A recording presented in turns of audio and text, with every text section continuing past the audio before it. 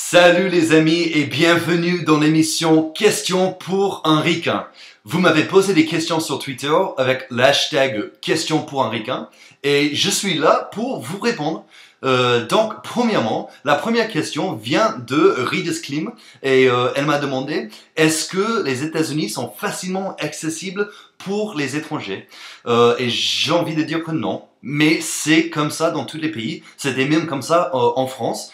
Au début, tu vas avoir un visa de 3 mois, un visa de vacances si tu veux. Donc tu peux rester là-bas pendant 3 mois. Tu peux pas travailler et tu peux pas rester plus de 3 mois, mais tu peux voyager tout ce que tu veux, faire tout ce que tu veux pendant 3 mois. Et après, il faut que tu pars. Sinon, il faut que tu aies un visa. Et il y a 3 façons d'avoir un visa exactement comme en France. Premièrement, il faut que tu trouves un job de soutien. Donc, tu vas trouver du boulot et eux, ils vont te donner un visa de travail. Donc, tu peux rester une durée indéterminée. Ou, deuxièmement, il faut que tu sois un étudiant. Donc, il faut que tu sois accepté dans une université pour faire tes études. Et là, tu vas avoir un visa pour la durée de tes études. Mais après que tu n'as plus le statut d'étudiant, il faut que tu pars ou il faut que tu trouves du taf. Et dernièrement, le plus facile mais en même temps le plus ridicule, c'est que il faut que tu sois marié avec un Américain ou une Américaine. Et si tu es marié avec un citoyen américain, on va te donner un visa. Ou chez nous, ça s'appelle un green card. Deuxièmement, Math for Education m'a demandé quelles sont les méthodes pour apprendre une langue étrangère, car en France, c'est vraiment merdique. Et ben pour moi, je n'avais pas vraiment de méthode. Je suis désolé, je suis venu en France sans parler français, sans savoir même la base de la langue française. Alors j'ai appris en parlant, en discutant, en écoutant, et c'est comme ça que j'ai appris comment parler français. Donc c'est peut-être pour ça que j'écris très mal pour le français, parce que j'étais jamais à l'école. J'ai appris jamais le français à l'école. C'était juste en écoutant et en discutant avec d'autres personnes. Alors ma méthode, c'est l'immersion totale. Et ça marche, peut-être, je sais pas. Mais ma sœur, par exemple, elle a appris le français à l'école pendant des années. Elle peut pas parler français, enfin, pas très bien, mais elle est super forte à l'écrit. Donc, ça change. Chaque méthode change. Moi, je te conseille d'aller dans le pays et de rester le plus longtemps possible. Comme ça, tu seras sûr d'apprendre la langue, comment c'est parlé là-bas. Et voilà. Donc après, Eve m'a demandé pourquoi une fête de Sweet 16 chez les filles. Et c'est vrai qu'elles portent des robes de princesse. Et oui, le Sweet 16, c'est un gros truc aux States, surtout chez les filles. À la base, il y a 100 ans, c'était pour mettre la fille sur le marché, si tu veux. Les parents fêtaient le 16e anniversaire de leur fille pour annoncer aux prétendants qu'elle était une femme, qu'elle pouvait sortir, elle pouvait penser à être mariée et qu'elle était un adulte. Mais c'est plus comme ça. Maintenant, c'est juste la tradition. On le fait toujours, surtout chez les filles. Les garçons, pas vraiment. Et surtout chez les riches. Parce que, évidemment, je vais pas faire une balle de 16e anniversaire pour ma fille si je suis pas blindé. Prochainement, est-ce que c'est vrai que tout est plus grand là-bas?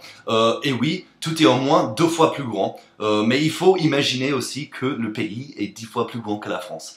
Alors on a de l'espace, on peut construire des choses plus grandes. On n'a pas de contraintes de taille que vous avez en France. Votre route, vos villes existent depuis le Moyen-Âge. Alors vous pouvez pas construire des choses qui sont plus grandes parce que vous n'avez plus de la place. Mais nous, on a beaucoup de place, notre pays est très jeune et on construit des choses beaucoup plus grandes parce qu'on peut. Voilà. Prochainement, Anthony m'a demandé, je voudrais savoir pourquoi les ricains n'aiment pas les Canadiens.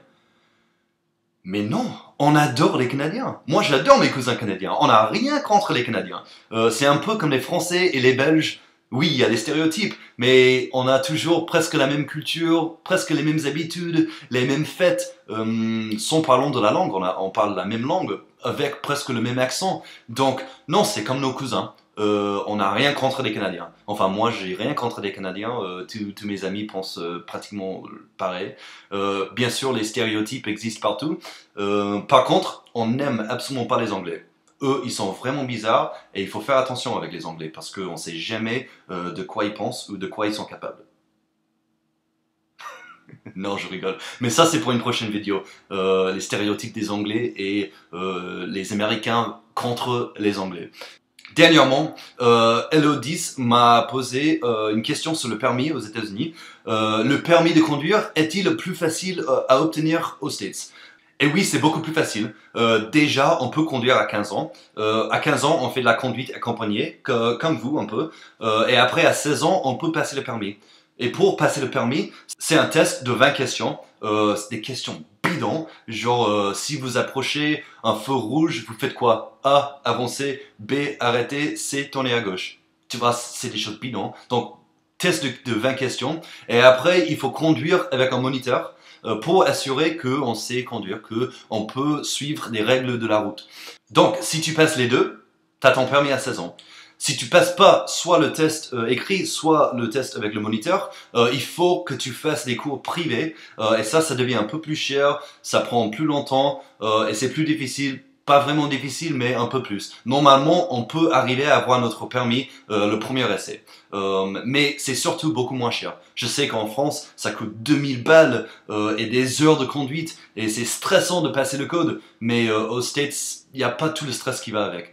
Donc ouais, voilà. Merci beaucoup d'avoir posé des questions. Si vous avez des questions, n'hésitez pas sur Twitter, #questions pour un ricain. Sinon, la boîte des commentaires, comme d'habitude. Et je vais essayer de faire ce genre de vidéo toutes les semaines. Donc, cimer les potes et à très bientôt.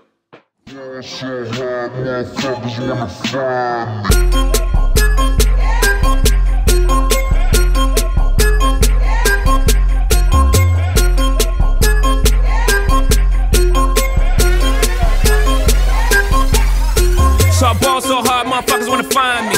But first niggas gotta find me. What's 50 grand to a motherfucker like me? Can you please remind me?